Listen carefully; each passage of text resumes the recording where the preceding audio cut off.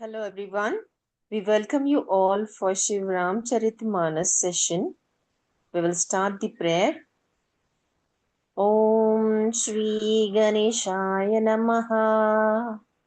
Charitam Raghunathasya Shatakoti Pravistaram Ekaikamaksharam Pumsam Mahapatakanasanam. Om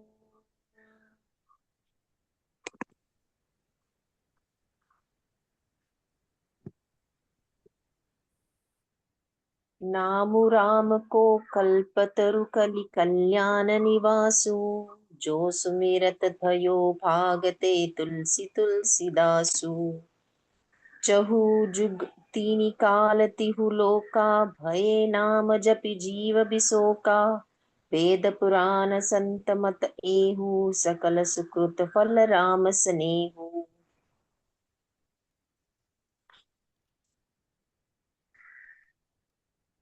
hello everyone. हमने कल देखा राम नाम जप का महिमा जो है वो। फिर तुलसीदास जी बहुत उसके बारे में डिटेल बता रहे हैं कि कितना इम्पोर्टेंट है राम नाम का जपना। राम ये शरीर रूपी जो भगवान है वो एक अलग है, पर वो जो नाम है वो उसके पहले भी था। तो उसका बहुत ही बड़ा इम्पोर्टेंस है, बहुत ही बड़ा रोल है हमारे लिए, क्योंकि हम कली काल में है। इसीलिए अ, अब ये जो दोहा है 26 दोहा, ये कहता है कि कलयुग में राम का नाम कल्पतरु और कल्याण का निवास है, जिसको स्मरण करने से भांग सा तुलसीदास तुलसी के समान हो गया। तो तुलसीदास जी बता रहे हैं कि कलयुग में जो है राम का नाम जो है वो कल्पतरु जैसा है। कल्पतरु ऐसा पेड़ है जो मंथन के टाइम पे निकला है, जो ऐसा वृक्ष है कि जहाँ पे आप उसके नीचे बैठे एंड आपकी जो भी मन की इच्छा है वो आप अगर कहते हैं तो पूरी हो जाती है। तो राम नाम का जप ऐसा है कि वो मन चाहा जो पदार्थ देने वाला है, कल्पतरु वृक्ष की तरह। और कल्याण का निवास है, मतलब वो मुक्ति का घर है। जब आप राम नाम लेते हो तो आप आपको मुक्ति मिल सकती है। ओके। एंड जिसको स्मरण करने से भांग सा तुलसीदास, मतलब तुलसीदास खुद के बारे में कह रहे हैं बड़ी विनम्रता से कि मैं, मतलब मैंने भी, सिर्फ मैं आपको नहीं बता रहा हूँ, मैंने खुद ये किया है। मैंने श्री राम जी का जो है नाम जप या स्मरण बहुत किया है। एंड मैंने किया है तो मैं पहले कैसा था, भांग जैसा था, मतलब निकृष्ट था, कुछ काम का नहीं था। एकदम भांग जैसा, मतलब कैसे होता है। पर वो जो तुलसीदास था वो अभी जो है तुलसी के समान पवित्र हो गया है। तो नाम जप करते करते जो मैं भांग जैसा था वो मैं अभी बिल्कुल ही तुलसी जैसा पवित्र हो गया हूँ। केवल कलियुग की ही बात नहीं, चारों युगों में, तीनों कालों में और तीनों लोकों में नाम की जप कर जीव शोक रहित हुए हैं। तो ये केवल कलयुग की हम बात नहीं कर रहे हैं, सारे युगों में जो है, जो चार युग हम सबको पता है। ओके, तो ये सारे युगों में जो है, और तीन ही कालों में और तीनों लोकों में नाम की जप जो है वो जीव को शोक रहित करता है। ओके। ओके, तो सारे युगों में नाम जप ऑलरेडी हो चुका है एंड सबका जो शोक है वो पूरा ही उससे जीरो डाउन हो गया है। जो वेद है, पुराण है और संतों का मत यही है कि समस्त पुण्यों का फल श्री राम जी के प्रेम, राम जी में या राम नाम में प्रेम होना चाहिए। तो अगेन सबका कहना यही है, सारे पुराण वही कहते हैं, वेद वही कहते हैं, संत शिरोमणि वही कहते हैं कि नाम जब बहुत ही इम्पोर्टेंट है, वो आपको पार कर जाएगा। एंड राम नाम के जप में आप राम जी में प्रेम होना चाहिए, क्योंकि वो कनेक्ट होना चाहिए, राइट। इसीलिए नेक्स्ट। ध्यानु प्रथम जुग मख विधि दूजे द्वापर परितोषत प्रभु पूजे कलि केवल मल मूल मलीना पाप पयो निधि जन मन मीना नाम काम तरु काल कराला सुमिरत समन सकल जग जाला, राम नाम कली अभिमत दाता, हीत पर लोक लोक पितु माता। पहले युग में ध्यान से, दूसरे युग में यज्ञ से और द्वापर पूजन से भगवान प्रसन्न होते थे। परंतु कलयुग केवल पाप की जड़ और मलिन है। इसमें मनुष्यों का मन पाप रूपी समुद्र में मछली बना हुआ है, अर्थात पाप से भी कभी अलग होना नहीं चाहता। इससे ध्यान, यज्ञ और पूजन नहीं बन सकता। तो पहले के जो युग थे, जैसे तुलसीदास जी कह रहे हैं कि पहले युग में, मतलब जो सतयुग था, वो युग में ध्यान धारणा बड़ी थी, क्योंकि वो सतयुग था। तो हमारा जैसा मन चंचल है, वैसे बिल्कुल भी मन चंचल नहीं था।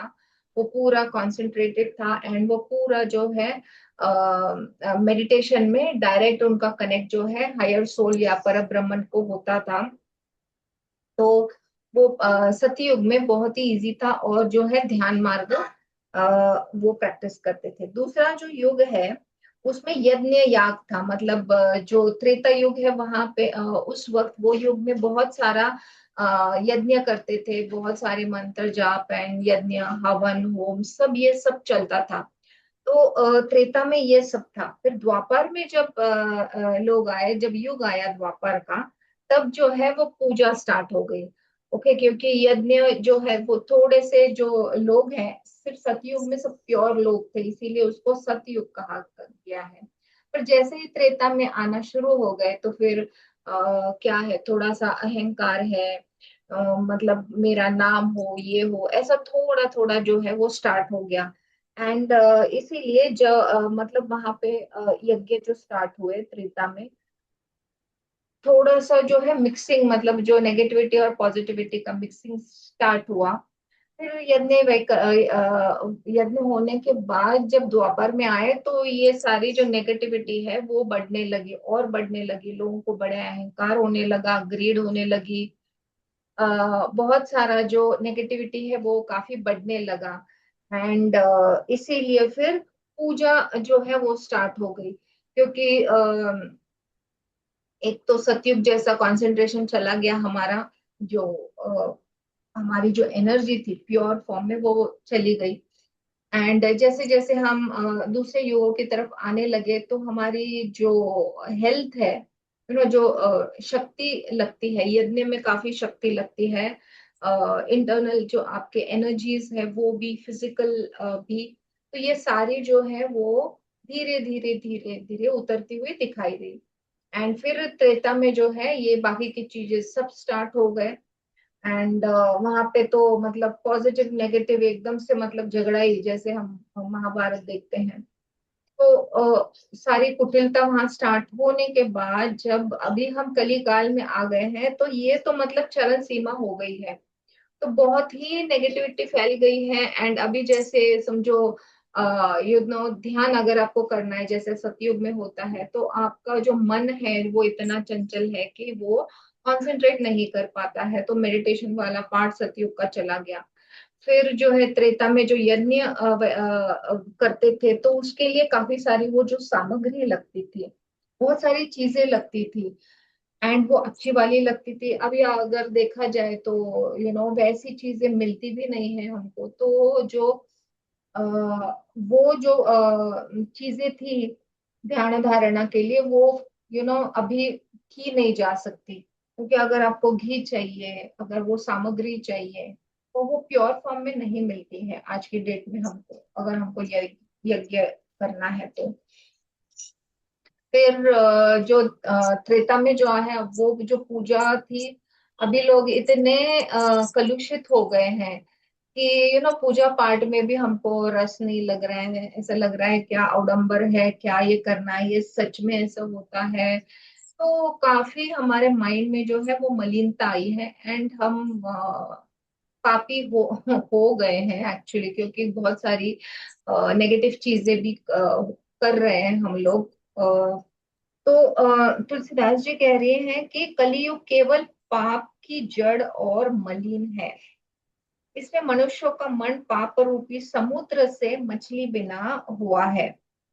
तो जो पाप इतना बड़ा है कि मछली जैसा, मतलब जैसे मछली पानी में ही रहती है, वो निकाला तो मर जाती है, वैसे हम पाप में पूरे मलिन हो गए हैं, हम उससे निकल ही नहीं पा रहे हैं। कितना चाहो आप सोचो कि मैं अच्छे रास्ते पे जाऊंगा, अच्छा काम करूंगा, पर जो आजू बाजू के लोग हैं, हमको लगता है यार ये तो गलत रास्ते से कर रहा है, फिर भी सफल हो रहा है, तो हम क्यों ना करें। तो ऐसे हम भंवर में घुस गए हैं कि वहां से हम ये चक्रव्यूह से निकल नहीं पा रहे हैं। तो पाप से भी हमको अलग जो है, हम होना ही नहीं चाह रहे, एंड जो हैंडफुल ऑफ पीपल होना चाह रहे वो हो नहीं पा रहे, तो ये बड़ा ही मामला जो है विकट हो गया है। तो इससे जो क्या है, ध्यान यज्ञ और पूजन नहीं बन सकता है, तो कली काल में जो है ये नहीं बन सकता है, इसीलिए नाम जप का बहुत प्रभाव सभी संतों ने कहा है, एंड जो हमको करना जरूरी है। ऐसे कराल कलियुग में काल में तो नाम ही कल्प वृक्ष है, जो स्मरण करते ही संसार के सब जंजालों को नाश कर देने वाला है। कलियुग में यह राम नाम मनोवांछित फल देने वाला है। तो जो सारी चीजें जो ये सतयुग कलियुग, सॉरी, सतयुग त्रेता और द्वापर युग में होती थी, जो वो चीजें करते थे, तो वो ही सारी चीजें जो है, सिर्फ आप अगर नाम जप करेंगे तो वो सारी चीजें जो वो करने के बाद मिल सकती थी, यज्ञ, फिर मेडिटेशन एंड पूजा, ये सब जो उससे उसका फल जो मिलता था, वो अभी ये कली काल में जो है, सिर्फ आप नाम जप करते हैं तो वही सेम आपकी इच्छा जो है वो भी कल्प वृक्ष जैसी हो जाएगी, मतलब पूर्ण हो जाएगी। फिर जो संसार के सब जंजाल में जो आप अटके हुए हो, तो वहां से भी आप निकल सकते हो। तो कलयुग में जो है राम नाम मनोवांछित फल देने वाला है, परलोक का परम हितैषी और इस लोक का माता पिता है। अर्थात परलोक में भगवान का परम धाम देता है, और इसलिए लोक में माता पिता के समान सब प्रकार से पालन और रक्षण करता है। तो ये सब करेगा, आपका पालन करेगा, रक्षण करेगा, फिर जो है आपको परम धाम भी लेके जाएगा, मोक्ष की प्राप्ति देगा, और क्या चाहिए हमको। तो उल्टा इजी वे, अगर आपने देखा होगा तो बहुत सारे जो हायर बींग्स अभी अवतरित हो गए हैं हमको रास्ता दिखाने के लिए, क्योंकि हम जैसे हैं मछली, जैसे एग्जाम्पल दिया है कि बिना पानी के रह नहीं सकती, वैसे हम बिना पाप किए रह नहीं पा रहे हैं। तो हमको समझ में नहीं आ रहा, हम कंफ्यूज स्टेट में होने की वजह से जो हायर बींग्स अवतरित हुए हैं, तो उनको लग रहा है कि ये जो कलयुग है, ये बहुत बढ़िया है, एंड बहुत सारे जो हायर बींग्स है वो ये एक्सपीरियंस करने के लिए आए हैं, क्योंकि इतने सारे हायर फ्रीक्वेंसी वाले लोग हमारे इर्द गिर्द है, हमको पता नहीं चल रहा है क्योंकि हमारी फ्रीक्वेंसी लोअर है। पर अगर आपको थोड़ा भी समझ में आए तो आपको पता चलेगा कि बहुत सारे लोग ऐसे अवतरित हुए हैं अभी प्रेजेंटली। तो उन लोगों को अच्छा लग रहा है कि इन सारे हायर फ्रीक्वेंसी लोगों के साथ हम रह सकते हैं, तो इसीलिए बहुत सारे जन जो है अवतरित हुए हैं, एंड उनको लकी फील हो रहा है कि हम ये कलयुग में हैं। Okay, next. नीचे गेले ना. Pallavi, hello, hello. नहीं कली, I cannot sing like her, but I will read. नहीं कली करम न भगति विवेकु, राम नाम अवलंबन एकु, काल नेमि कली कपट निधानु, नाम सुमति समर्थ हनुमानु। दोहा जो है, राम नाम नरकेसरी, कनक कसीपु कलिकाल, जापक जन प्रहलाद जिमी, पाली ही दली सुराल। तो कलयुग में न कर्म है, न भक्ति है, और न ज्ञान ही है, राम नाम ही एक आधार है। कपट की खान कलयुग रूपी काल नेम के, दैट इज मारने के लिए, राम नाम ही बुद्धिमान और समर्थ श्री हनुमान जी है। तो अगेन वही कहना चाह रहे हैं कि कलयुग में कोई कर्म नहीं है, कोई आपको भक्ति करनी नहीं है, कोई ज्ञान आपको बटोरना है, कुछ भी नहीं करना है। सिंपल रास्ता है कि आपको जो है वो कलयुग में जो है आपको राम नाम का जप करना है। राम नाम श्री नरसिंह भगवान है, कलयुग हिरण्यकश्यपु है, और जप करने वाला जो है वो प्रहलाद के समान है। हम सबको वो स्टोरी पता है हिरण्यकश्यपु की, वो जो है राक्षस, उसने वर मांगा था कि जब मेरा मरण आएगा तो कोई मुझे मार नहीं सकता, कोई ह्यूमन नहीं मार सकता, कोई दैत्य नहीं मार सकता, कोई देवता नहीं मार सकता, फिर ना सुबह मार सकता है, ना रात को मार सकता है, ना पाताल लोक में, ना पृथ्वी लोक में, ना स्वर्ग लोक, मतलब किधर भी उसकी मृत्यु नहीं होगी। उसका बेटा जो है प्रहलाद, वो तो राम नाम का जप भी कॉन्स्टेंटली कर रहा था। एंड हालांकि उसके राज्य में वो रूल था कि कोई भगवान का नाम नहीं लेगा, पर प्रहलाद जो है छोटा, वो तो कॉन्स्टेंटली भगवान का नाम ले रहा था। तो फिर जब प्रहलाद को बहुत सारी परीक्षा देनी पड़ी, हालांकि वो छोटा था फिर भी, कि उसको कड़े से लोड दिया, फिर बहुत सारी एग्जाम्स उसको देनी पड़ेगी, पर उसने छोड़ा नहीं, वो उसने भगवान का नाम कंटिन्यूअसली रखा। एंड फिर लास्ट में जो है मतलब प्रहलाद जी ने बहुत प्रार्थना की भगवान से। हम जब भी वो बड़े दिल से प्रार्थना करते हैं भगवान की, तो भगवान को अवतरित होना ही पड़ता है, अगर आप सच्चे मन से एंड आप सच्चे उनके सेवक हो तो फिर भगवान आए नरसिंह अवतार में। तो वो खंबे से निकले तो ना कोई जगह थी, ना फिर वो दहलीज जो है घर की, वहां पे थे। एंड फिर उनका जो अवतार था वो ना ही ह्यूमन था, ना ही गॉड का था। तो ऐसे अवतार से फिर उन्होंने जो है हिरण्यकश्यपु का वध किया है। तो यहाँ पे सिनोनिम दिया है कि राम नाम जो है वो श्री नरसिंह भगवान है। ओके। कलयुग के जो हिरण्यकश्यपु है, कलयुग जो है हमारा जो चल रहा है, वो हिरण्यकश्यपु जैसा राक्षस है। और जो जप करने वाला जो है, हम और आप, वो प्रहलाद जैसे है। यह राम नाम देवताओं के शत्रु कलयुग रूपी दैत्य को मारकर जप करने वाले की रक्षा करेगा। तो ये जो अगेन मतलब ये जो एग्जाम्पल सिनोनिम दे रहे हैं कि ये जो राम नाम जप है, वो देवताओं के शत्रु जो है, जो हमारे कलयुग के रूपी दैत्य जो है, उनको मारकर ये जप करने वालों की रक्षा करेगा। ओके। आयु देव प्रिय Pallavi. Yes, yes, yes, yes. या। भाय कुभाय अनख आलसहु, नाम जपत मंगल दिसि दसहु। सुमिरि सो नाम राम गुण गाथा, करऊ नाई रघुनाथ ही माथा। मोरी सुधारी ही सो सब भांति, जासु कृपा नहीं कृपा अघाती। राम सुस्वामी कुसव कुमोसी, मोसो निज दिसि देखी दया निधि पोसो। अच्छे भाव, दैट इज प्रेम से, फिर बुरे भाव जो है उससे, या क्रोध से, या आलस्य से, किसी तरह से भी नाम जपने से दसों दिशाओं में कल्याण होता है।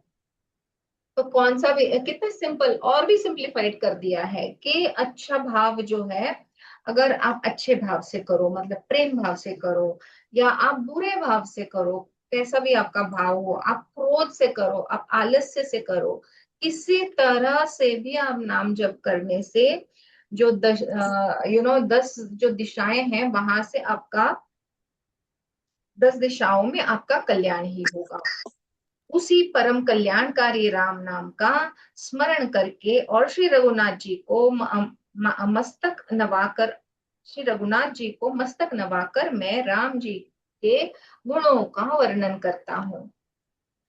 वे श्री राम जी जो हैं उनकी बात कर रहे हैं कि वे मेरी बिगड़ी सब तरह से सुधार लेंगे, जिनकी कृपा कृपा करने से नहीं अघाती। राम से उत्तम स्वामी और मुझ सरी का बुरा सेवक, इतने पर भी उन दयानिधि ने अपनी ओर देखकर मेरा पालन किया है।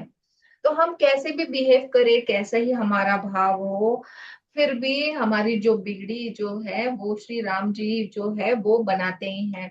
हमारा कल्याण ही करते हैं। तो वो खुद का एग्जाम्पल दे रहे हैं तुलसीदास जी की, राम जैसे उत्तम जो स्वामी है, उनके स्वामी राम जी हैं।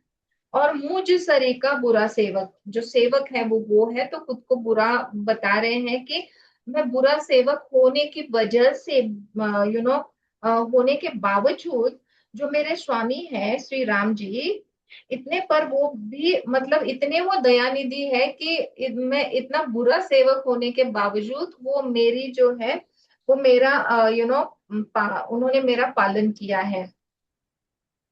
Next line.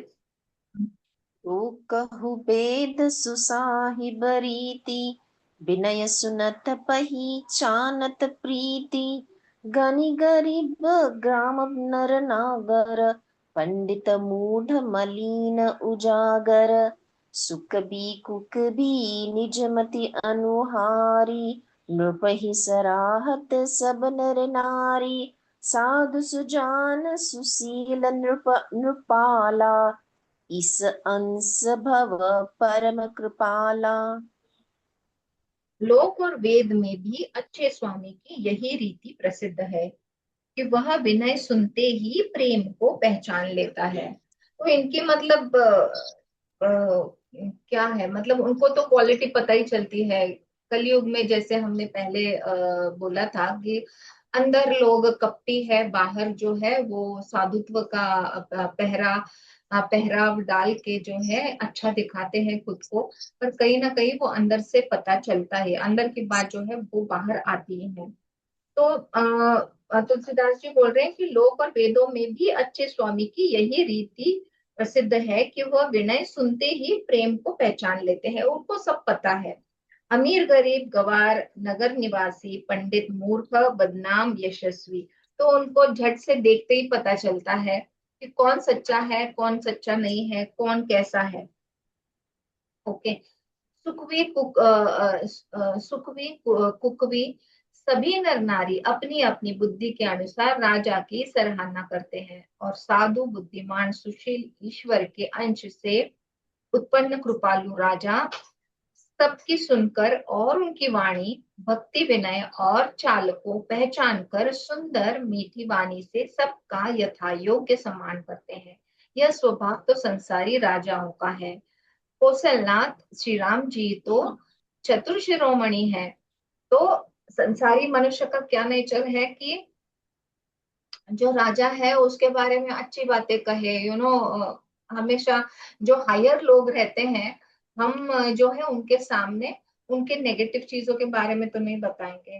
कैसे भी हो हमको अंदर से पता है कि ये अच्छा वाला नहीं है राजा, पर फिर भी उसकी जो है प्रशंसा ही करेंगे।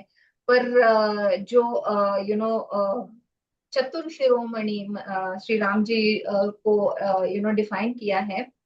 तो जो चतुर शिरोमणि राम जी है उनको तो पता चल ही जाएगा या चल ही जाता है कि कौन विनयता से विनम्रता से जिनकी वाणी उन वो पहचान कर उनको पता चलता है कि कौन सच्चा मेरा सेवक है, या कौन ऐसा धूर्त है जो अंदर खोखला है और ऊपर बता रहा है कि मेरी प्रार्थना कर रहा है।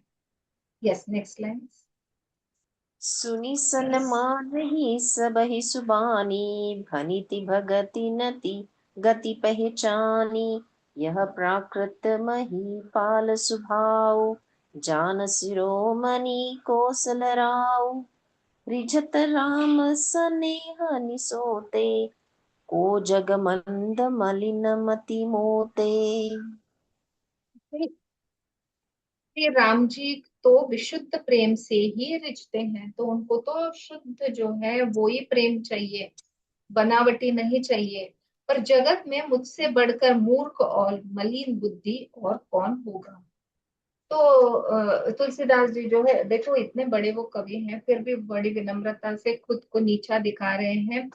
एंड उनके जो स्वामी हैं उनको ऊपर बढ़ा चढ़ा के दिखा रहे हैं काफी सारा। तो खुद को बड़ा ही मूर्ख बता रहे हैं एंड मलिन बुद्धि भी बता रहे हैं। नेक्स्ट दोहा। सठ सेवक की प्रीति रुचि, रखी हरि राम कृपालु। उपल किए जल जान जेहि, सचिव सुमति कपि भालु। हो हो हु कहावत सबु कहत, राम सहत उपहास। साहिब सीता नाथ सो सेवक तुलसीदास। तथापि कृपालु श्री रामचंद्र जी मुझ दुष्ट सेवक की प्रीति और रुचि को अवश्य रखेंगे, जिन्होंने पत्थरों को जहाज और बंदर भालुओं को बुद्धिमान मंत्री बना लिया। तो तुलसीदास जी कह रहे हैं कि श्री रामचंद्र जी बड़े ही कृपालु है, तो मुझ दुष्ट सेवक को जो है उसको प्रीति देंगे, मतलब मेरे पे जो है, मैं दुष्ट होने के बावजूद मुझ पे प्रेम करेंगे, एंड रुचि को मेरी अवश्य रखेंगे। क्योंकि उन्होंने क्या किया है, जो उनकी सेना बनाई थी, जब सीता माँ को फिर से लेके आना था, तो जो भालू है, बंदर है, पक्षी है, इन सबों पे उन्होंने बड़ी कृपा की थी। तो मुझ जैसा जो सेवक है, जो दुष्ट सेवक है, उस पे तो मुझे रुचि रखेंगे ही, और मेरे पे प्रेम भी करेंगे। सब लोग मुझे श्री राम जी का सेवक कहते हैं, और मैं भी बिना लज्जा संकोच के कहलाता हूँ, कहने वालों का विरोध नहीं करता। कृपालु श्री राम जी इस निंदा को सहते हैं कि सीतानाथ जी जैसे स्वामी का तुलसीदास सा सेवक है। तो बता रहे कि सब लोग जो है मुझे, अभी उनकी विनम्रता से वो बता रहे हैं कि सब लोग मुझे बोलते हैं कि मैं जो है स्वामी भक्त हूँ, मैं श्री राम जी का सेवक हूँ, एंड मैं भी लोगों को कुछ बोलता नहीं हूँ, कहने देता हूँ। पर जो कृपालु श्री राम जी जो है ऐसी निंदा को भी वो सहन कर लेते हैं कि तुलसीदास जैसे मेरे शिष्य हैं, जो छोटे बुद्धि वाले हैं, जो दुष्ट है, क्या क्या उन्होंने खुद के बारे में बताया है वो। तो वो ऐसे स्वामी का तुलसीदास सा जो है वो सेवक है। Next line. अति बड़ी मोरी ढिठाई खोरी, सुनिय नर कहु नाक सकोरी। समुझी सहम मोहि अपडर अपने, सो सुधि राम किन्हि नहीं सपने। सुनि अवलोकि सुचित चख चाही, भगति मोरि मति स्वामी सराही। कहत सहाई होई ही अनीकी, रिछत राम जानी जन जी की। यह मेरी बहुत बड़ी धिटाई और दोष है, मेरे पाप को सुनकर नरक ने भी नाक सिकोड़ ली। अर्थात नरक में भी मेरे लिए ठोर नहीं है। मतलब देखो, मेरी इतनी धिटाई है कि एक तो मैं ये सारी बात कह रहा हूँ आपसे, तो ये मेरे दोष भी हैं, और ये मेरे पाप सुनकर मुझे तो नर्क में भी जगह ना मिले। पर सोचो, अगर नर्क में जगह ना मिलेगी तो कहाँ मिलेगी? उनके धाम में, राइट? तो मेरे पापों को सुनकर नर्क ने भी नाक सिकोड़ ली है। यह समझकर मुझे अपनी ही कल्पित डर से डर हो रहा है, किंतु भगवान श्री रामचंद्र जी ने तो स्वप्न में भी इस पर, दैट इज मेरी धिटाई और दोष पर ध्यान नहीं दिया। तो जब आप भगवान के जो है प्यारे बन जाते हो, बहुत लाडले बन जाते हो, जब भगवान आप पे बहुत प्रेम करता है, तो आपके जो दोष हैं वो भी अपने सिर ले लेते हैं। ओके।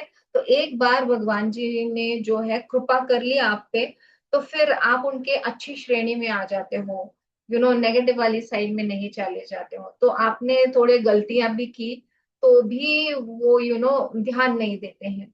तो अगर देखा जाए तो जो ये स्टोरी है पूरी रामायण की, तो सारे जो है सबको कोई तो श्राप मिला ही है, एंड कुछ चीजें उन्होंने नेगेटिव की हैं, पर फिर भी सबको लेके, सबको माफ करके वो आगे चल दिए हैं। तो ये श्री राम प्रभु की क्या क्या बोले, एक लेवल है कि वो जो है, एक बार जो शिष्य जो है वो मान ले या जिन पे प्रेम करे, तो फिर वो जो है उनके जो भी कही सुनी जो भी गलतियां हैं उसको वो माफ कर देते हैं।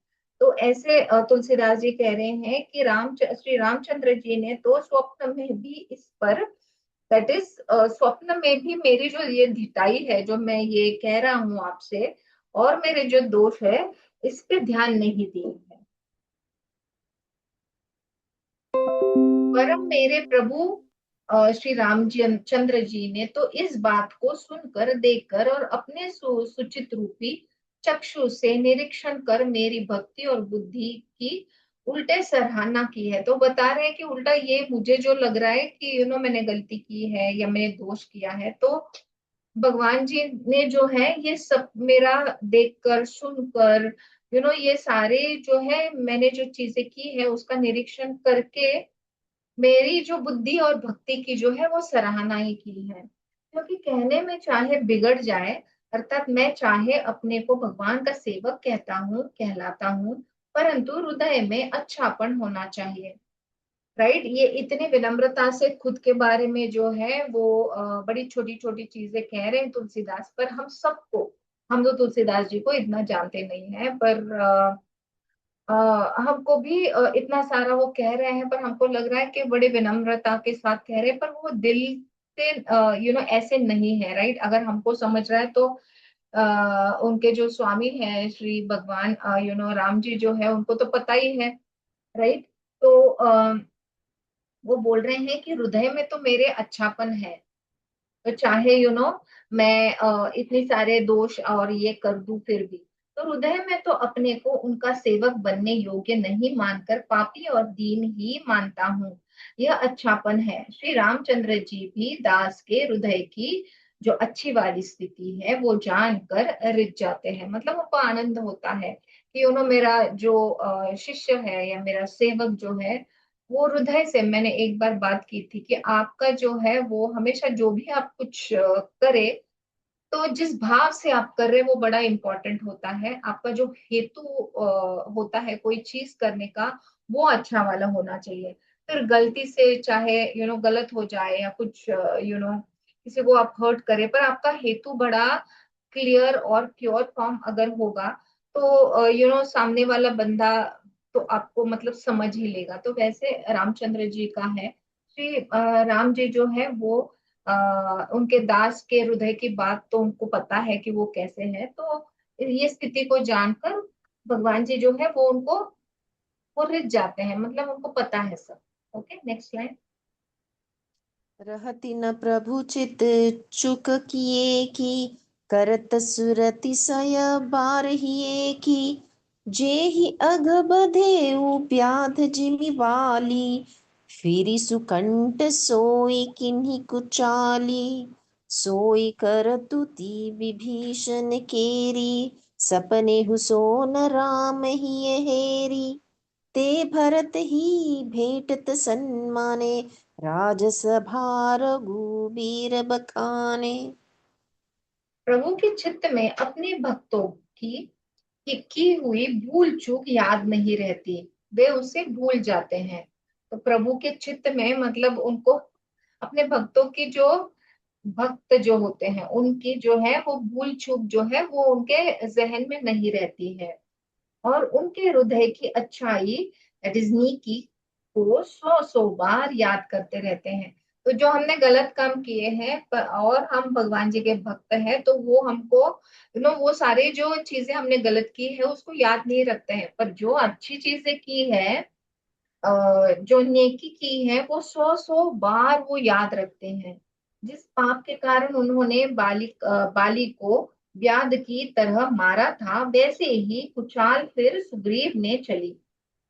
ये जो मतलब वो बता रहे हैं कि जिस पाप के कारण उन्होंने बाली को व्याधि की तरह मारा था, भगवान ने वाली को मारा, राइट, और सुग्रीव उसका छोटा भाई है। क्यों मारा था?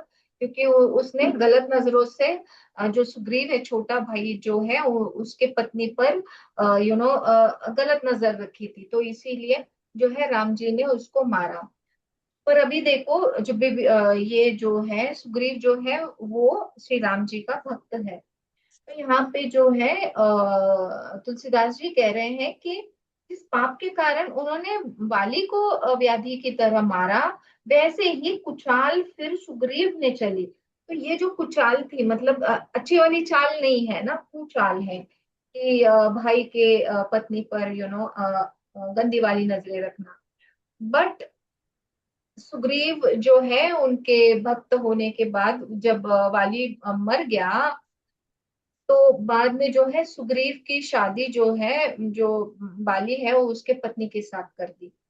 तो ये जो है एक तरह से कुचाली है, क्योंकि बाली ने भी इसके पत्नी पर गंदी नजर रखी। पर बाद में क्या किया, श्री राम जी ने जो है सुग्रीव की शादी जो है वाली के पत्नी से कराई। तो रीजंस अलग अलग है, हेतु जो है वो बहुत बढ़िया है। ओके, तो ये याद रखना है। तो कई सारी चीजें हमको इर्द गिर्द ऐसे लगता है कि गलत हो रहा है, या ये ऐसे कैसे हो सकता है।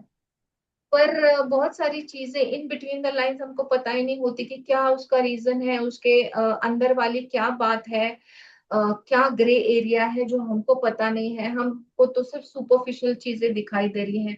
तो कोई भी कंक्लूजन जो है आपने जंप नहीं करना चाहिए, उसके तह तक जाके फिर कोई चीज को आप कंक्लूड करो। ओके, फिर बता रहे प्रभु श्री रामचंद्र जी तो वृक्ष के नीचे और बंदर डाली पर, अर्थात कहा मर्यादा पुरुषोत्तम सच्चिदानंद सच्चिदानंदन परमात्मा श्री राम जी, और कहा पेड़ों की शाखाओं पर कूदने वाले बंदर। परंतु ऐसे बंदरों को भी उन्होंने अपने समान बना लिया। तुलसीदास जी कहते हैं कि श्री रामचंद्र जी सरीखे शीला निधान स्वामी कहीं भी नहीं है। तो जो बंदर है, बंदर जो है वो पेड़ों की शाखाओं पर कूदते रहते हैं, वृक्ष के नीचे हैं। श्री राम प्रभु जो है वृक्ष के नीचे हैं, और बंदर जो है वो ऊपर है। ऐसा मतलब डाली पर जो इधर उधर करते हैं, तो वो तो कहीं मतलब उनके लेवल के तो है नहीं। पर फिर भी उन्होंने क्या किया है, फिर भी बंदरों को उन्होंने अपने समान बना लिया। ओके, एंड तुलसीदास जी कहते हैं कि यही जो है मेरे स्वामी जो है श्री रामचंद्र जी की शालीनता है। Okay, next lines. प्रभु तरु तर कपि डार पर देखिए आपू समान, तुलसी कहु न राम से साहिब सील निधान। राम निकाई रावरी है सबही कोनीक, जो यह साची है सदा तो निको तुलसी का। थोड़ा सा मैंने पहली लाइन और नेक्स्ट लाइन दोनों मिक्स किया।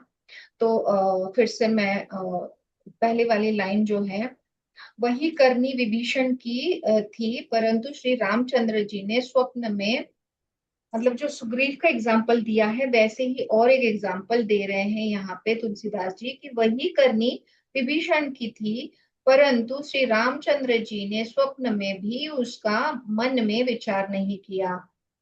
विभीषण क्या थे, विभीषण रावण के भाई थे, राक्षस से रहित। तो वही करनी जो है वो विभीषण की भी थी। उल्टे भरत जी से मिलने के समय श्री रघुनाथ जी उनका सम्मान किया, और राज्यसभा में भी उनके गुणगान बखान किया। तो ये जो है मतलब जिन्होंने अच्छे नहीं काम किए पर श्री राम जी के भक्त जो बने, तो उन्होंने उनको अपने साथ ले लिया। जो बंदरों का कहा गया है नीचे की लाइन में, कि कैसे जो बंदर जो है वो तो उनके कहीं पे भी लेवल पे नहीं है, पर उनको भी उन्होंने साथ ले लिए। एंड जब भरत जी को जब ये मिले, तो उन्होंने इन सारे लोगों का मतलब उनको छोड़ नहीं दिया। उन्होंने बढ़ाई कह दी कि भरत की ये सारे जो थे ये मेरे सेना बने, और मुझे हेल्प किया सीता माँ को वहां से लाने के लिए। तो राम जी जो है वो राज्यसभा में ऐसा नहीं कहा कि ये कैसे बंदर है, या कैसे ये राक्षस के इस यहाँ से है, विभीषण वहां से थे। तो इन सारों की बड़ी प्रशंसा की है कि उन्होंने ये लोग जो है इन्होंने मुझे हेल्प किया है ये सारे काम करने के लिए। तो हे श्री राम जी, आपकी अच्छाई से, प्रभु श्री राम जी के तो ये तो हमारा हो गया, राइट? हाँ। श्री राम जी, आपकी अच्छाई से सभी का भला है, अर्थात आपका कल्याणमय स्वभाव सभी का कल्याण करने वाला है। यदि यह बात सच है तो तुलसीदास का भी सदा कल्याण ही होगा। तो अगर इन सारों का आप कल्याण कर रहे हैं भगवान, तो मेरा क्या, मेरा तो कल्याण ही होने वाला है, ऐसे तुलसीदास जी कह रहे हैं। Next line. एहि बीधि निज गुण दोष, कही सबहि बहुरि सिरुनाई। बरनउँ रघुबर बिसद जसु, सुनि कलि कलुष नसाई। जाग बलिक जो कथा सुहाई, भारद्वाज मुनि बरहि सुनाई। कही हऊ सोई संवाद बखानी, सुनहु सकल सज्जन सुख मानी। इस प्रकार अपने गुण दोषों को कहकर और सबको फिर सिर नवाकर मैं श्री रघुनाथ जी का निर्मल यश वर्णन करता हूँ, जिसके सुनने से कलियुग के पाप नष्ट हो जाएंगे। तो अभी जो है तुलसीदास जी ये सारा कहकर अच्छी मतलब यो गुण दोष ये सारा जो है इस प्रकार को कहने के बाद जो है श्री रघुनाथ जी के आगे सर नवा कर जो है वो वर्णन करते हैं, और फिर ये जो कथा है वो कहने वाले हैं, जो कलयुग में जो है अगर आप सुनेंगे तो आपके सारे पाप जो है वो नष्ट हो जाएंगे। तो मुनि जो याज्ञवल्क्य जी ने जो सुहावनी कथा मुनि श्रेष्ठ भारद्वाज को सुनाई थी, तो पहले जो है एकदम पहले जो है वो मुनि याज्ञवल्क्य जी ने ये जो कथा है रामायण की, वो मुनि श्रेष्ठ भारद्वाज जी को सुनाई थी।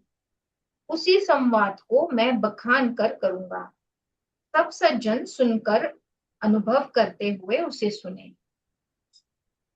Next line. शंभु खिन्ह यह चरित सुहावा, बहुरी बहुरी कृपा करी उमहि सुनावा। सोई शिव काग भुसुंडी, सोई शिव काग भुसुंडी हिरी दिन्हा राम भगत अधिकारी चिन्हा। वो जो डिफिकल्ट नाम है वो इसका नाम। यस। तेहि सन जाग बलि कपुनि पावा, तिन्ह पुनि भारद्वज ब्रति गावा। ते श्रोता भक्ता समशीला, स्वाद रसि जानहि हरि लीला। तो ये जो कथा है सबसे पहले शिव जी ने जो है वो पार्वती जी को सुनाई थी। ओके। अभी ऐसा क्या है, मतलब ये तो पहले से आ रहा है, दोनों को पता है सारी चीजें, तो फिर से क्यों ये सारी कथाएं दोहराते हैं? तो ये जब हम कथाएं दोहराते हैं तो अगेन बहुत सारे चेंजेस होते रहते हैं। जब हम सुनते हैं हमको लगता है कि यार मुझे क्या रामायण मुझे पता है, राम जी की कथा जो है मुझे पता है।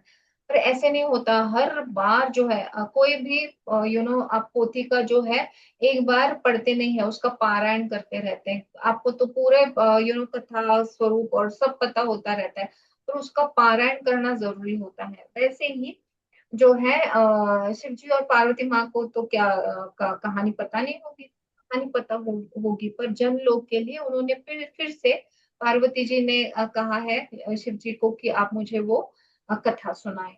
तो सबसे पहले जो है शिव जी ने पहले इसे सुहावने चरित्र को पहले तो उन्होंने रचा, फिर कृपा करके पार्वती जी को सुनाया।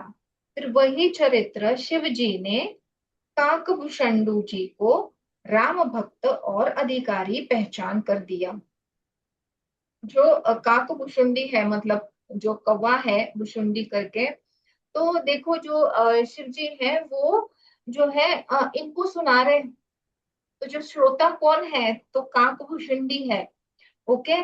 पर क्यों सुना रहे, तो यहाँ पे आप ये समझ सकते हैं कि कोई ऐसा डिस्टिंक्शन नहीं है कि बाबा ये कौवा है, ये बर्ड है, ये पशु है, ये मानव है, जो भी राम भक्त है, या जो भी यू नो सेवक है, जो भी इतना सारा जो है शरणागत है भगवान के आगे, तो उसको जो है वो एलिजिबल हो जाता है ये सब सुनने के लिए। शिव जी जो है, ये जब उन्होंने पूरे ये चरित्र की रचना की, और उसके बाद पार्वती जी को सुनाया, एंड फिर वही चरित्र जो है वो शिव जी ने ये राम भक्त का और इनका जो ये काक जो है उनका क्या बोल सकते हैं, अधिकार उसका पहचान करके कितना वो राम भक्त है, तो इसीलिए काकभूषुंडी को सुनाया। फिर जो है उन काकभूषुंडी जी ने फिर याज्ञवल्क्य जी को जी ने पाया, मतलब यहाँ से काक ने क्या किया कि ये जो मुनि है उनको सुनाया, एंड फिर जो है यहाँ से फिर उन्होंने फिर उसी भारद्वाज जी को गाकर सुनाया। तो ये जो है आगे मतलब ऐसे ऐसे नीचे की तरफ आया है। तो जब हमने गरुड़ पुराण पढ़ा, तो गरुड़ पुराण भी जो है विष्णु जी ने गरुड़ को, उनके वाहन को, गरुड़ जी ने जब बहुत सारे प्रश्न उठाए तो उन्होंने इसीलिए गरुड़ पुराण का वर्णन किया है। एंड देखिए गरुड़ जी को उन्होंने सुनाया है। तो आप देखेंगे कि कुछ ऐसा ऊपर नीचे कुछ वर्ण या कैसे हमारे इसमें हम कितना सोचते हैं कि ये कैसा होगा, इसको इसकी क्या मतलब लेवल है, एंड कितना हम सोचते हैं। और जो भगवान है, जो सिर्फ आप प्योरिटी से अगर आप सेवक हैं उनके, पूरे शरणागति है आपकी, आप राम भक्त हैं, या जो भी आपके इष्ट है उनके भक्ति आप एकदम हृदय पूर्वक करते हैं, तो भगवान जो है वो नीचे आकर, जैसे अभी हमने प्रहलाद की जो स्टोरी सुनी, एंड उसके पहले भी जो है ध्रुव की भी स्टोरी जो है, ध्रुव के लिए भी जो है भगवान ने भगवान हेल्प करने आए थे। ध्रुव तो आपको पता है, ध्रुव जो तारा जो अटल है वहां पे ऊपर बैठा हुआ, शॉर्ट में उनकी स्टोरी बताती हूँ कि ध्रुव जो है एक राजा था, उसका नाम क्या था, उसके दो पत्नियां थी। ओके, तो एक राजा था, उसके दो पत्नियां थी, उसका नाम थोड़ा सा डिफिकल्ट है, मुझे याद नहीं आ रहा है। तो उसकी दो पत्नियां थी, एक थी सुमति और एक थी सुरुचि, आई थिंक। एंड सुमति जो है उसका जो बेटा था वो ध्रुव था, और सुरुचि का बेटा जो है वो उत्तम था। तो राजा जो है उसका कल हमेशा वो सुरुचि रानी पे ज्यादा था। तो वो सारा कुछ, बहुत सारा अटेंशन जो है उसी को देता था। तो उसका बेटा जो है वो राजा जो है उसका बहुत लाड प्यार करते थे उत्तम का। तो ध्रुव जो है वो एक बार बोलता है बच्चा कि आपके पापा आपके गोदी में मुझे बैठना है। तो वहां पे वो दूसरी वाइफ जो रानी है वो आती है, और वो बोलती है छोटे से बच्चे को, वो कितना छोटा था तब की बात है, तो उसको बोलती है कि पहले तू मतलब तुझे कोई राइट नहीं है कि तू आपकी पिताजी के गोदी में बैठो। आप जब एलिजिबल हो जाओगे, तो एलिजिबिलिटी क्या दी, वो ध्रुव को बोला कि तुमको मेरी कोख से जन्म लेना पड़ेगा, आपको बहुत सारा जो है तप करना पड़ेगा, ताकि आप मेरी कोख से जन्म ले लो, और तभी आपको जो है आप राजा जी जो है वो गोद में ले लेंगे। तो फिर वो रोते रोते अपनी माँ के पास आता है, सुमति के पास आता है, और वो बोलता है कि ऐसा ऐसा हुआ। तो रानी ये होशियार रहती है, तो वो बोलती है कि इसके लिए आपको तप करने की क्या जरूरत है, ये तो बहुत ही मामूली है। तो आप तो भगवान जो है भगवान विष्णु के गोदी में जाने के लिए आप तप करो, राइट। वो सारे संसार के जो करता धरता है, तो उनका तप करो और उनकी गोदी में आप बैठ बैठ सकते हो। तो इसीलिए ध्रुव ने बहुत सारा उनका तप किया, एंड फिर जो है अ, भगवान ने उनको ऐसी जगह दे दी, मतलब कितनी अटल दे दी। हम सब जो है जो भी यू नो क्या बोल सकते हैं, समुद्र में जो जाते हैं, या कोई भी भटक भटक जाते हैं, तो वो जो है ध्रुव तारा को जो अटल होता है, वहां पे स्थिर है, उसका सहारा लेके आप नेविगेट करते हो। तो ये जो मतलब भगवान ने जैसे इनकी भी रक्षा की है, एंड फिर उनको कितनी बढ़िया जगह दी, ध्रुवलोक ही दे दिया ध्रुव को। तो ऐसे जो भगवान है उनके बारे में मतलब ये चरित्र जो है वो बखान किया है। एंड ये चरित्र जो है, जैसे मैंने बोला कि शिव जी ने जो है ये क्यों आया कि मतलब भगवान जो है किसी को भेदभाव, किसी पे भेदभाव नहीं करते हैं। तो काक को ये दिया, काक को बताया उनकी भक्ति देखकर, राम भक्ति देखकर, और फिर काक से जो है फिर जो मुनि याज्ञवल्क्य जी ने पाया, एंड फिर इन्होंने जो है फिर भारद्वाज जी को गाकर सुनाया। तो वे दोनों वक्ता और श्रोता, अभी देखो ये जो दोनों है, ये मुनि याज्ञवल्क्य और भरद्वाज, ये जो है वो बहुत हाई लेवल के थे। तो देखो श्रोता भी कैसा है एंड जो वक्ता वो भी कैसा है। तो ये बहुत इंपॉर्टेंट है, क्योंकि कितना भी श्रोता हो तो वक्ता भी अच्छा चाहिए, और वक्ता कितना भी अच्छा हो, उसको बहुत बड़ा नॉलेज हो, पर अगर श्रोता अच्छा नहीं है या उसके लेवल का नहीं है समझाने के लिए, तो वो समझा नहीं पाता है। तो दोनों चीजें बहुत इंपॉर्टेंट है। तो ये दोनों जो है मुनि, ऋषि मुनि जो है वो समान शील वाले और समदर्शी हैं, और श्री हरि की लीला को जानते हैं। तो आप ऐसे ही श्रोता और वक्ता का कॉम्बिनेशन बन सकता है कि दोनों सेम प्लेटर पे है। ऑलरेडी आपको कोई बैकग्राउंड है, और फिर मैं उस तरीके से आपको जो पॉइंट्स है वो समझा रही हूँ। ये सारा समझाने के लिए बहुत अलग अलग तरीके हैं, राइट। पर क्योंकि मेरा जो श्रोता है वो एक तरीके का है जो मैं जानती हूँ, तो उसी हिसाब से जो है वो मैं ट्राई कर रही हूँ समझाना। तो ये अगर दूसरा ग्रुप होता तो दूसरे तरीके से समझाना पड़ता। तो इसीलिए वो श्रोता और वक्ता जो है वो सेम प्लेटर पे होना जरूरी है। तो यही बात समझा रहे तुलसीदास जी कि ये दोनों मुनि जो है वो समाजशील वाले हैं और समदर्शी हैं, एंड श्री हरि की लीला को जानते हैं वो, इसीलिए उनको बताया गया। Yes, next line. जानहि तीनि काल निज ज्ञाना, करतलगत आमलक समाना। और जे हरि भकत सुजाना, कहहि सुनहि समुझहि विधि नाना। मैं पुनि निज गुरु सन सुनी, कथा सो सुख रखेत। समुझी नहीं तसी बालपन तब, अति रहे अचेत। अपने ज्ञान से तीनों कालों की बातों को हथेली पर रखे हुए आंवले के समान प्रत्यक्ष जानते हैं। वो जो है, आपने आंवला देखा है, अगर आप हाथ पे रखते हो तो बड़ा ट्रांसपेरेंट दिखता है, राइट। उसके जो रेशे होते हैं, फाइबर होता है अंदर का, जो सारा जो है वो दिख के आता है, करेक्ट। तो वो बता रहे हैं कि ये जो मुनि है, ये सब ये जानते हैं, त्रिकाल रूपी है। तो ये जो है ये तीनों लोग जो है उनके बारे में, तीनों लोग क्या बात करें, तीनों जो काल है उनके बारे में ये सब जानते हैं। तो सारी चीजें जो है श्री हरि की जो लीला है, सब हिस्ट्री ज्योग्राफी सब कुछ जानते हैं। तो उन्होंने एग्जाम्पल दिया है आंवले का, कि आंवले का कैसा आपको आर पार जो है वो दिखता है, वैसे।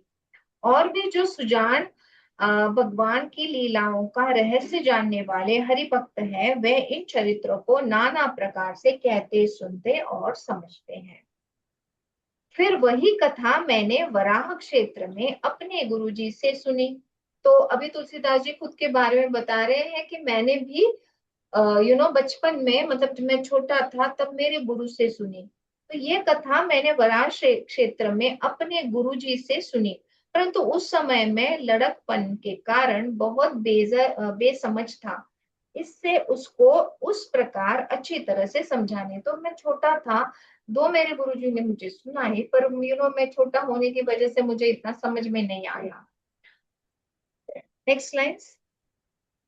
श्रोता बक्ता ज्ञान निधि कथा, राम कई गूढ़। किमि समुझौ में जीव जड़, कलिमल ग्रसित विमूढ़। तदपि कही गुर बारहि बारा, समुझि परि कछु मति अनुसारा। भाषा बद्ध कर बिमई सोई, मोरे मन प्रबोध जेहि होई। श्री राम जी की गूढ़ कथा के वक्ता कहने वाले और श्रोता सुनने वाले दोनों ज्ञान के खजाने, दैट इज पूरे ज्ञानी होते हैं। तो देखिए, हम सबके बारे में भी कहा है कि श्री राम जी की गूढ़ कथा के वक्ता जो है और श्रोता जो है, दोनों ज्ञान के खजाने होते हैं। मैं कलियुग के पापों से ग्रसा हुआ महामूढ़ जड़ जीव भला उसको कैसे समझ सकता हूँ। तो वो बता रहे हैं कि सब जो भी सुनते हैं, जो श्रोता है, वो भी, और जो कहने वाला है, सुनने वाला है, दोनों जो पार्टीज है वो बहुत ज्ञानी होते हैं। पर मैं बेचारा, मैं छोटा भी था, मैं मूड भी था, तो इसीलिए मुझे समझ में नहीं आया। तो अगर खुद को वो छोटा बन के वो छोटा मतलब नॉट इन एज बट छोटा समझकर, मतलब कितने विनम्र भाव से वो खुद को एकदम एक्सप्लेन करना चाह रहे हैं कि मैं कलयुग के पापों से, मैं कलयुग के पाप से मैं ग्रस्त महामूढ़ जड़ जीव भला उसकी कैसे समझ सकता हूँ। तो मैं तो बड़ा ही मतलब जड़ दिमाग का था, बड़ा ही मूड था, तो इसीलिए मैं वो समझ ना सका। तो भी गुरुजी ने जब बार बार कथा कही, तब बुद्धि के अनुसार कुछ समझ में आई। वही अब मेरी द्वारा भाषा में रची जाएगी, जिससे मेरे मन को संतोष होगा। तो कैसे तो भी मैं मैं मूड था, फिर भी कई बार मैंने ये जो कथा है श्री गुरु जी से बार बार वो बता रहे थे, मैंने बार बार सुनी है। एंड मेरी जो अल्प बुद्धि है उसके अनुसार जो है मैंने समझी। ओके। एंड अभी वही जो कथा है वो मेरे द्वारा भाषा में रची जाएगी, एंड जिससे मेरे मन को बहुत ही संतोष होगा। तो अब मैं जो है वो जो समझ गई, समझी हुई जो कथा है, अब मैं मेरी भाषा में लिखूंगा, एंड जैसे मैं लिखूंगा मुझे बड़ा ही संतोष होगा। Next line. तदपि कही गुर बारहि बारा, समुझि परि कछु मति अनुसारा। भाषा बद्ध कर बिमै सोई, मोरे मन प्रबोध जो ही होई। जस कछु बुद्धि विवेक बल मेरे, तस कही हऊ ही हरि के मि प्रेरे।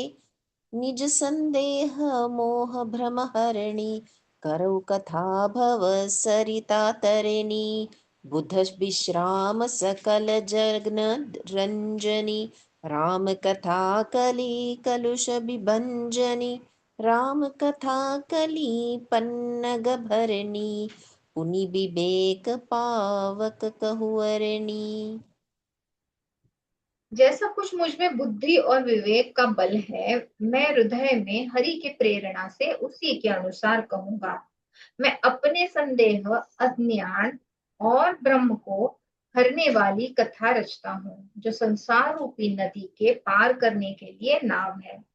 तो अब तुलसीदास जी कह रहे हैं कि मैं मेरे जैसा कुछ मुझ में जो भी बुद्धि है, जो भी विवेक का बल मेरे पास है, तो मेरे जो हृदय में जो हरि है उनकी प्रेरणा से कि मैं वो जो है वो कथा अपने तरीके से लिखूंगा, जो संसार रूपी जो नदी है उसको पार करने के लिए।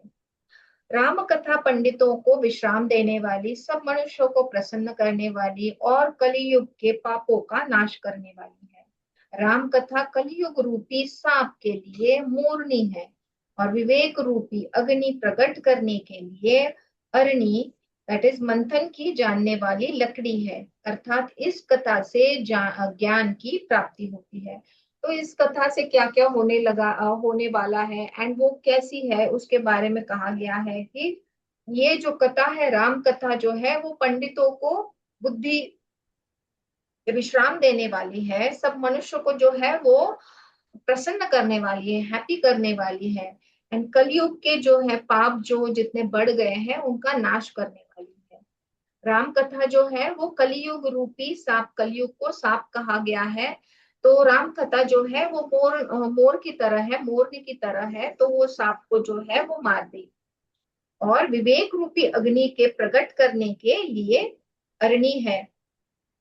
तो हमारा जो विवेक जो है वो मर रहा है या मर चुका है, उसको वो अग्नि के तरह वो खिलखिला देगी। ओके। तो ये जो है, ये सारी चीजें जो है ये कथा से हमको जो है ज्ञान की प्राप्ति होगी। तो राम, नेक्स्ट लाइन। राम कथा कली कामद गाई, सुजन सजीवनी मुरि सुहाई। सोई बसुधा तल सुधा तरंगिनी, भय भंजनी भ्रम भेक भुअंगिनी। असुरस असुरसेन सम नरक निकंदिनी, साधु विबुध कुल हित गिरि नंदिनी। संत समाज पयोधीर मासी, विश्व भार भर अचल क्षमासी। राम कथा कलयुग में सब मनोरथों को पूर्ण करने वाली कामधेनु गौ है, और सज्जनों के लिए सुंदर संजीवनी जड़ी है। पृथ्वी पर वही अमृत की नदी है, जन्म मरण रूपी भय का नाश करने वाली, और ब्रह्म रूपी मेढकों को खाने के लिए सर्पिनी है। तो देखो कितना इम्पोर्टेंट, क्या मतलब, ये हमारा पूरा हमको पार करने वाली जो ये कथा है। तो राम कथा क्या है, कलयुग में आपके जो भी मनोरथ है उसको पूरा करने वाली है। जैसे कामधेनु गाय होती है, अगर कामधेनु जो गाय है वो सारे जो है मनोरथ आपके मन के हैं, जो वो डिजायर्स जो है वो पूरे करती है। फिर जो सज्जनों के लिए सुंदर संजीवनी है। तो ये तो सही बात है कि राम कथा जो है वो हमको संजीवनी के तरह है, हमको पार करने वाली है। पृथ्वी पर यही अमृत की नदी है। तो गंगा जैसे प्योर नदी है, वैसे ये राम कथा जो है वो अमृत की नदी है। जन्म मरण की भय का नाश करने वाली है। जो सामान्य मनुष्य को जो मरने का बहुत ही भय होता है, तो ये जो भय है हमारे में, तो वो सारा भय जो है उसका नाश करने वाली है। और ब्रह्म रूपी मेढों को खाने के लिए सर्पिणी है। तो जो ये ब्रह्म रूपी जो मेढ है उनको सर्प जैसा ये खा खा जाएगी। ओके। यह राम कथा असुरों की सेना के समान नरकों का नाश करने वाली है, और साधु रूप देवताओं के कुला को हित करने वाली पार्वती, दैट इज दुर्गा है। यह संत समाज रूपी क्षीर समुद्र के लिए लक्ष्मी जी के समान है, और संपूर्ण विश्व का भार उठाने में अचल पृथ्वी के समान है। सारे एनालॉजीज दिए हैं कि कैसे राम कथा जो है, तो असुरों की सेना के समान जो नरकों का नाश करने वाली है। फिर लक्ष्मी जी जैसे हैं, लक्ष्मी जी के समान है। फिर पृथ्वी के अचल पृथ्वी के समान है, जो सारा संपूर्ण विश्व का भार जो उठाती है हमारी पृथ्वी, तो उनके समान है।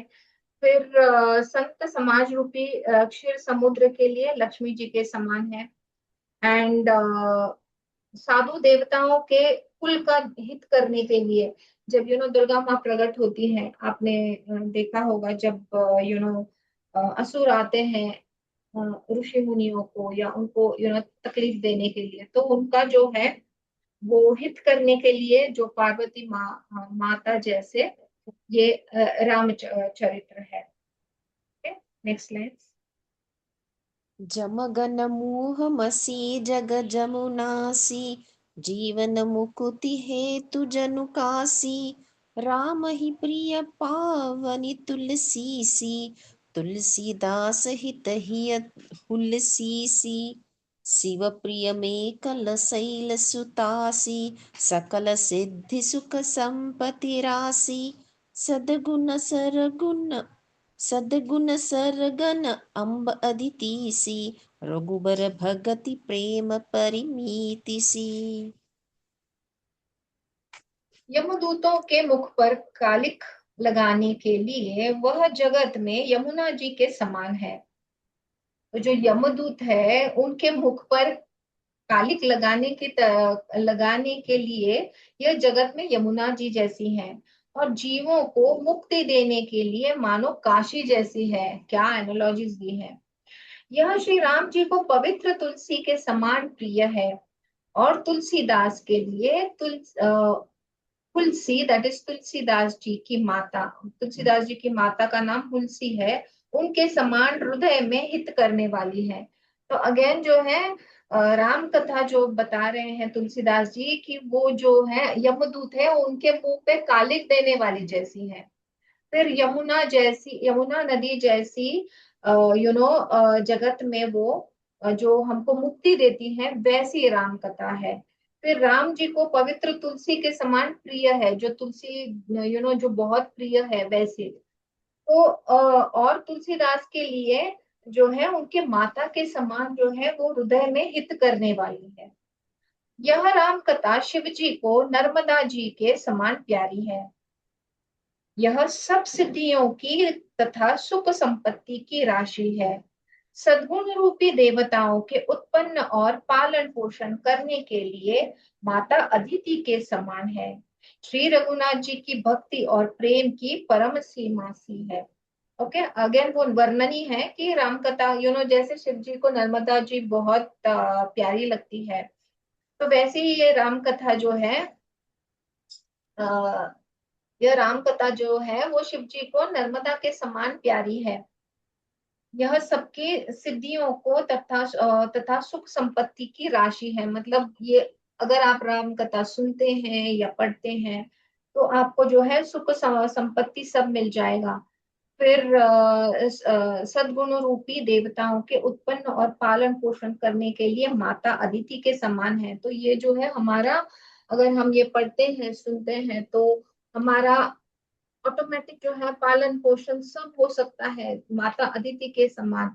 एंड जो है ये जो कथा है ये श्री रघुनाथ जी की भक्ति और प्रेम की परम सीमा सी है। ओके, नेक्स्ट तो राम कथा मंदाकिनी चित्रकूट चित चारु, तुलसी सुभग स्नेह बनसिय रघुबीर बिहारु।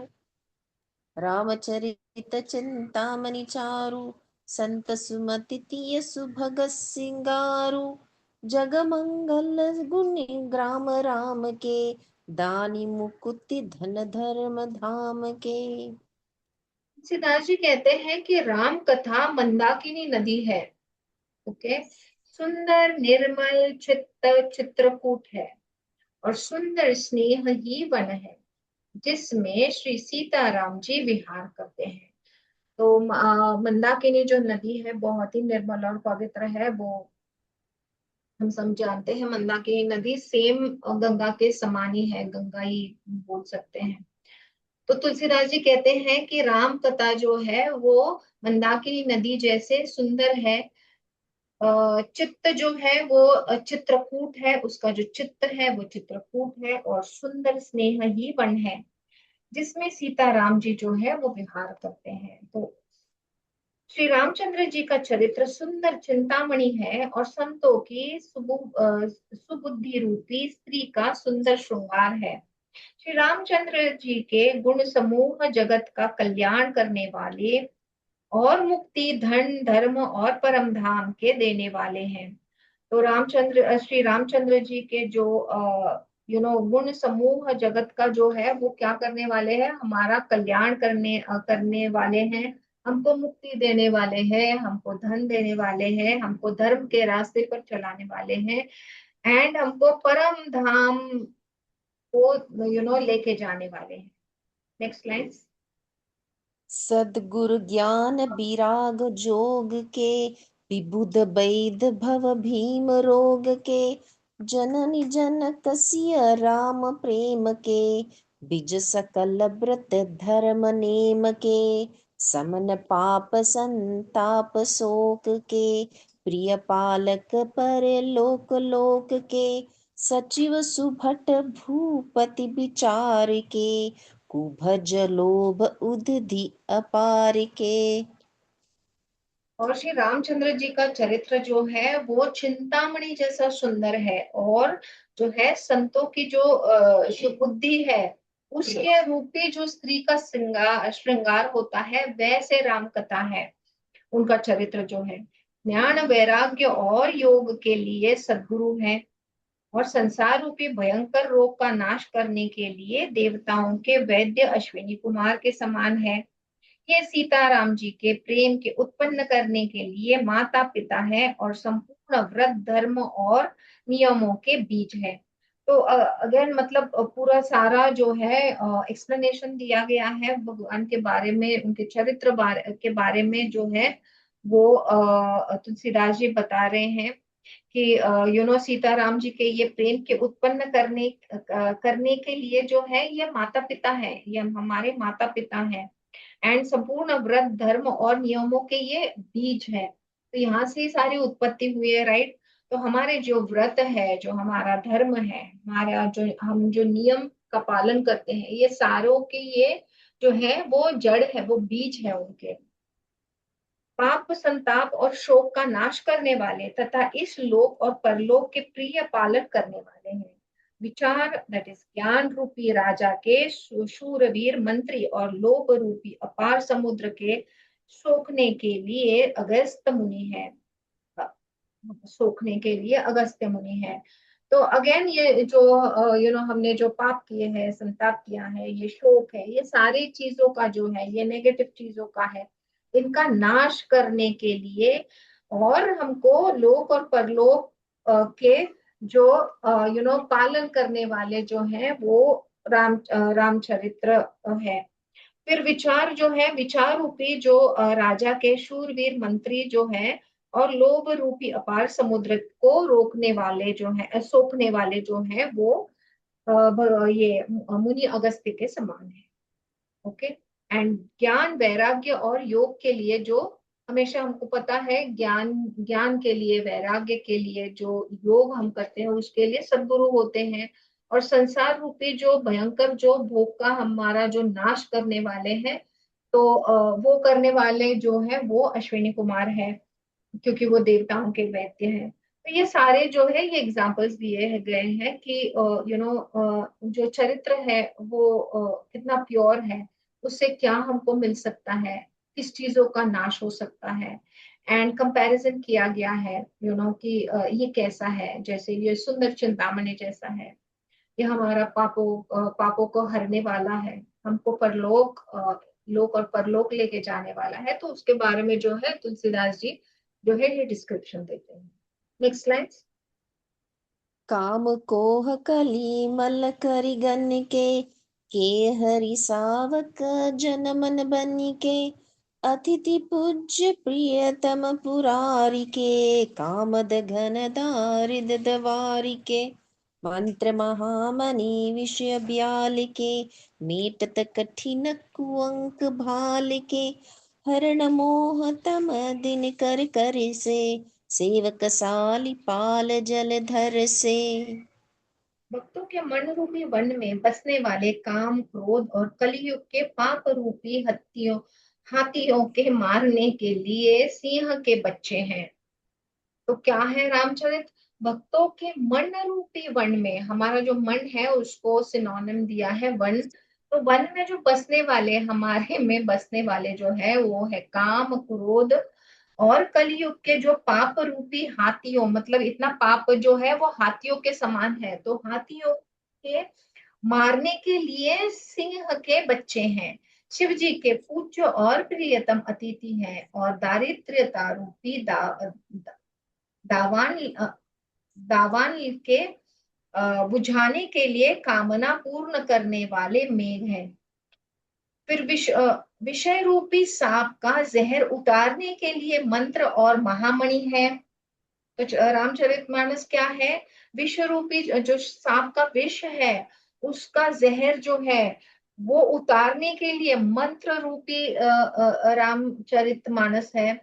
ये ललाट पर लिखे हुए कठिनाइयों से मिटने वाले बुरे लेखों को मिटा देने वाले हैं। मतलब हम जो प्रारब्ध लेके आए हैं, राइट, हमारे माथे पे जो सारे लाइंस है वो सारा हमारा प्रारब्ध बताते हैं कि हमको क्या भोगना पड़ेगा, अच्छा बुरा जो भी है।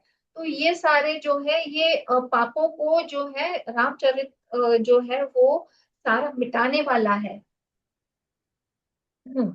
अज्ञान रूपी अंधकार के हरण करने के लिए सूर्य किरणों के समान, जो हमारा अज्ञान रूपी जो हमारे में अंधकार है, सब डार्कनेस है, हमको ज्ञान ही नहीं है, तो हमारा जो अज्ञान स्वरूपी हम जो अंधकार में भटक रहे हैं, तो उनका जो है हरण करने वाले रामचरित जो है वो सूर्य की किरणों जैसे हैं, जो प्रकाश हमको देंगे और जब हमारा अज्ञान रूपी जो अंधकार है उसको मिटाएंगे। और सेवक रूपी धान के पालन करने में मेघ के समान होंगे। तो सेवक रूपी जो धान को जो पालन करने में मेघ के समान होंगे। Next line.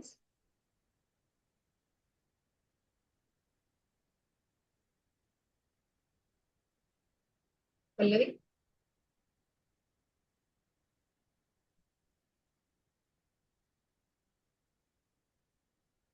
I think we have lost हर।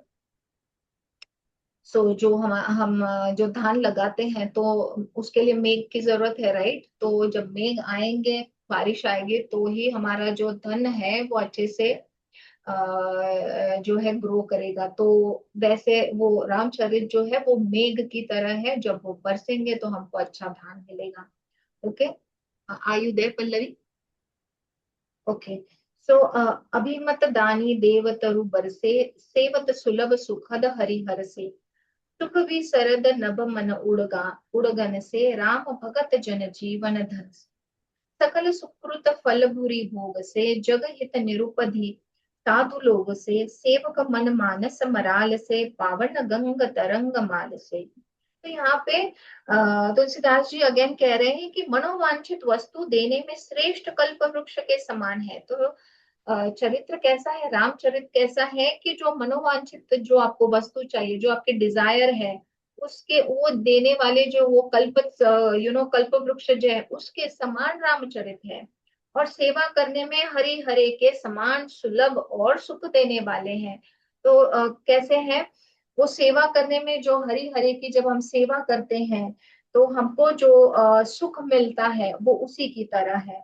फिर सुख विरूपी शरद ऋतु के मन रूपी आकाश को सुशोभित करने के लिए तारांगण के समान है।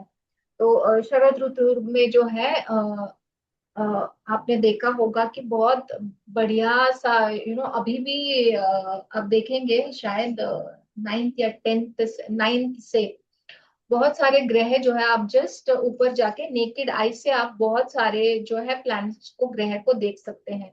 तो आप वो अपॉर्चुनिटी ना छोड़े। तो शरद ऋतु के मन रूपी आकाश को, जो मन रूपी जो आकाश है उसको सुशोभित करने के लिए जो तारांगण जो है, वो जो स्टार्स है, वो तारांगण है, वो उसको जो सुशोभित करता है, वैसे रामचरित है। और श्री राम जी के भक्तों के तो जीवन घन ही है, संपूर्ण पुण्यों के फल महान भोगों के समान है, जगत का छल रहित यथार्थ हित करने में साधु संतों के समान है।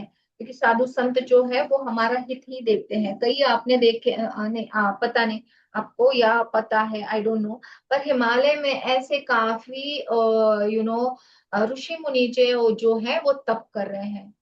तो ऐसा कहा जाता है कि वो जो वहां पे जाके तप कर रहे हैं, तो वो जो है हमको ब्लेस करने के लिए, पृथ्वी माँ को ब्लेस करने के लिए, हम जो है यहाँ पे रह रहे हैं बिना सोचे समझे, जो है पता नहीं कौन से पापों में उलझ चुके हैं, हमारे संसार में उलझ चुके हैं। तो वो जो है हमारी अच्छाई के लिए जो है, एंड पृथ्वी को तारने के लिए वहां पे जो है तप कर रहे हैं। सोचो इतना डिफिकल्ट जो तप जो चल रहा है वहां पे, वो बिना क्या बोले, मतलब हम जो है हम पहले सेल्फिश तरीके से अपना सोचते हैं, पर वो सेल्फलेस तरीके से जो सारे पृथ्वी का भार उठा के चल रहे हैं और उसके लिए तप कर रहे हैं। ऐसे बहुत सारे ऋषि मुनि योगी वहां पे बैठे हैं कई हजारों सालों से। ओके। और ये सच्ची बात है। ओके। आपको कभी चांस मिले तो मिलना जाके उनको। बट ये सच है। ओके। एंड ये तो आपको पता होगा, ये तो मतलब कई सुनी अगर आपको लगती है तो, यू नो जो बाबा जी जो है, यू नो क्या कह सकते हैं, वो तो अभी मतलब शरीर रूपी में तो नहीं दिखते हैं, पर जिनको उनका जो दर्शन होता है तो वो यंग ही दिखते हैं। बाबा जी जो केव्स हैं, राइट, उत्तराखंड में। तो आप देखिए मतलब उनकी तो बुक्स में गोल्डन बॉडी दिखती है वो, फिर भी अभी तक उन्होंने मोक्ष या वो गति नहीं ली है। उनका कहना है कि जब तक ये पूरी पृथ्वी जो है, हर एक पेशी जो है, हर एक यहाँ पे जो कॉन्शियसनेस है, वो पार नहीं कर जाएगा, तब तक मैं आगे नहीं बढ़ूंगा। तो वो जो है महाअवतार बाबा जी जो है वो अभी फिजिकल बॉडी में तो नहीं है, पर बहुत लोगों को वहां जाने के बाद दर्शन होते हैं। एंड उनके काफी डिसाइपल्स जो है वो वहां पे, या आपको पता होगा लहरी महासाया जो है वो, लहरी महासाया जो है आपको अगर ये हमारे कौन जो है, ओके, वहां तक ही सीमित रखते हैं तो अभी तक भी है वो जो है, कई उनके जो डिसाइपल्स हैं उनको मिलते हैं, उनको सारा प्लान बताते हैं आगे जो है लोगों को समझाने के लिए। तो एनर्जी फॉर्म में वो अभी तक है वहां पे, एंड बहुत सारे लोगों को दर्शन होते भी हैं। एंड बहुत से उनके डिसाइपल्स जो है वो उनको लेके भी जाते हैं कि वो दिखाने के लिए। एंड आप अगर कभी चांस मिला तो जरूर जाइए। महाअवतार बाबा जी के जो केव्स है वो लास्ट एंड है अपना इसका, इंडिया का वो। तो वो केव्स में जब वो खुला है लोगों के लिए, ओके, वहां जाके आप ध्यान के लिए बैठ सकते हैं। तो ये एक अलग ही अनुभव मिलेगा, क्योंकि ऐसी जगह ये जो केव्स होते हैं, वहाँ की एनर्जी बहुत अलग रहती है, क्योंकि ये ऋषि मुनियों ने बहुत सारा तप किया होता है वहां पे। तो कभी चांस मिले तो आप जरूर महा अवतार बाबा जी के केव्स पे जाना, क्योंकि वो ओपन है लोगों के लिए। तो वहां पे बहुत बढ़िया अनुभव आएगा आपको। वहां के जो पेड़ हैं, या वहां की जो जगह है वो भी बड़ी एनर्जी वाली है। तो संपूर्ण पुण्यों के लिए फल महान भोगों के समान है। जगत का छल रहित हित करने में साधु संतों के समान है। सेवकों की मन रूपी मानस सरोवर के लिए हंस के समान है, और पवित्र करने में गंगा जी की तरह अ, तरंगमालाओं के समान है। तो अगेन वही कंपैरिजन है कि कैसे रामचरितमानस है जो हम अगर पढ़ेंगे सुनेंगे तो कैसा होगा, क्या होगा, हमारी जो नैया है वो कैसे इजीली पार हो सकती है। तो जो है, हम बड़े ही लकी हैं आप और मैं, कि मुझे भी ये अपॉर्चुनिटी मिली है कि इसको पढ़े। आप भी श्रोता जो है वो आप भी जो है लकी है, कहीं ना कहीं आपने भी कोई पुण्य का काम किया है जिसकी वजह से आप इसको ग्रहण कर सकते हैं, टाइम निकाल के। तो ये सारी चीजें भी होना एक बहुत बड़ी, अपने आप में बहुत बड़ी उपलब्धि है। इतना इजी नहीं है, कई बार मैं सोचती हूँ कि बहुत इजी है, क्या है इसको पढ़ना है, क्या है। पर ऐसे जब मैं इर्द गिर्द देखती हूँ तो ऐसे लोग हैं जिनकी बड़ी ही इच्छा होती है ये करने का, पर कहीं ना कहीं विघ्न आते हैं, कहीं ना कहीं कोई चीज होती है। हम संसारी रूप वाले लोग हैं, तो बहुत सारी हमारी बाकी की चीजें होते हैं, तो उसमें इतने उलझ जाते हैं कि इसके लिए हमको टाइम नहीं मिलता है। तो जब मैं खुद के बारे में सोचती हूँ तो मुझे लगता है कि काफी इजी है ये सब, पर जब मैं सबका सुनती हूँ तो इतना इजी है नहीं। तो कहीं ना कहीं हमारे हमारे ऊपर बड़ी ही कृपा है भगवान जी की, शिव जी की, विष्णु जी की, कि हमको ये चांस मिल रहा है कि हम ये पुण्य कमा सके, हमारी जो ये लाइफ है वो और बढ़िया बना सके। एंड कोई ऐसा पृथ्वी पे नहीं है जो जिसने कभी पाप नहीं किया है।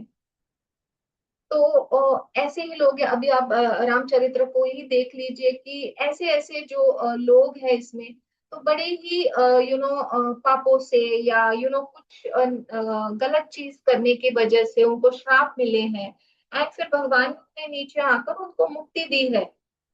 फॉर एग्जाम्पल अभी जस्ट हम एंड कर रहे हैं, पर उनके पिताजी या खुद भगवान जी जो है जब शरीर रूप में आए हैं, तो कुछ पहले का जो उन्होंने किया है उसका जो है उसका हल करने भी आए हैं, क्योंकि जो जो जगदम्बा है, जो सीता माँ है, तो उनका जो है वो वियोग जो है वो भी शरीर रूप धारण करने के बाद भगवान जी को मिला ही है। तो अगर वो न चूक सके कर्म से, तो हम कौन सी चीज है। तो ये सब जानने के बाद हमको ये समझना बहुत जरूरी है कि हमने भी बड़े थोड़े ही सही पर अच्छे काम किए हैं, तो इसको क्यों ना और बढ़ाए हम, वहीं वहीं पे सीमित ना रहे। तो इसीलिए मैं हमेशा जैसे कहती हूँ कि लाइफ में कोई पर्पस रखिए, क्योंकि ये संसार है तो उसी में फिर आप उलझ जाओगे।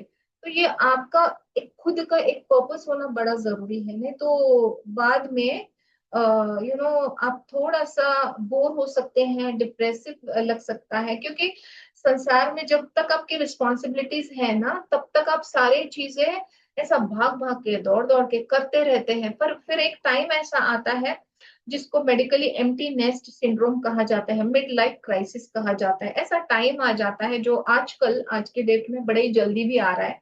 पहले एटलीस्ट हमारे माता पिता या हमारे परदादा दादी जो है, वो बड़े अच्छे से उनका सांसारिक लाइफ था, एंड वो बड़े आराम से सुखपूर्वक ऊपर चले जाते थे। पर हम जो है बड़े बर्न आउट हो गए, इसलिए हमारा जो क्राइसिस है वो बड़े जल्दी आ रहा है।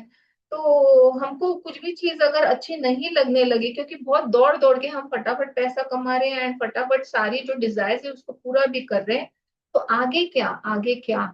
तो ये इसीलिए आगे क्या वो क्लैरिटी अगर हमको जल्दी से मिल गई, क्योंकि ये संसार जो है ये पैरेलल लाइफ है, जो मैं हमेशा कहती हूँ, वो कर्मा तो आपको खत्म करने हैं क्योंकि वो सोल कॉन्ट्रैक्ट है। पर अगर आपने पर्पस नहीं रखा तो आगे आपको गति कैसे मिलेगी। इसीलिए ये सारी चीजें करना जरूरी है। कभी कभी मुझे बोलते हैं मेरे फ्रेंड्स लोग, ये क्यों कर रही है, क्या जरूरत है। तो जरूरत है, अगर मैं समझ रही हूँ तो मुझे आपको शेयर करना बड़ा ही जरूरी है, एंड आप जब समझे तो आपने और लोगों को समझाना जरूरी है। क्योंकि जब तक हम हमको चीजें पता होती तो है, पर कभी कभी किसी ने थोड़ा सा एक्सप्लेन करके बताया हमको, तो जहन में आ जाती है। तब तक बाजू में भी रखी हुई चीज होगी, पर आप इनडिफरेंट रहोगे और आपको लगेगा कि ठीक है सर। ओके, तो कोई आपको पॉइंट आउट करके दे तो और भी क्लैरिटी आ जाती है। तो आई थिंक इसी के साथ हम यहाँ पे स्टॉप कर देते हैं। Are you there Pallavi, can we close the session with the Yes, closing can you session? hear me? Can you hear me? या Okay. We will conclude this session with the prayer. Om Shri Ram Ram Rameti Rame Rame Manorame Sahasranama Tattulyam Ram Nama Varanane. Om Shanti Shanti Shanti.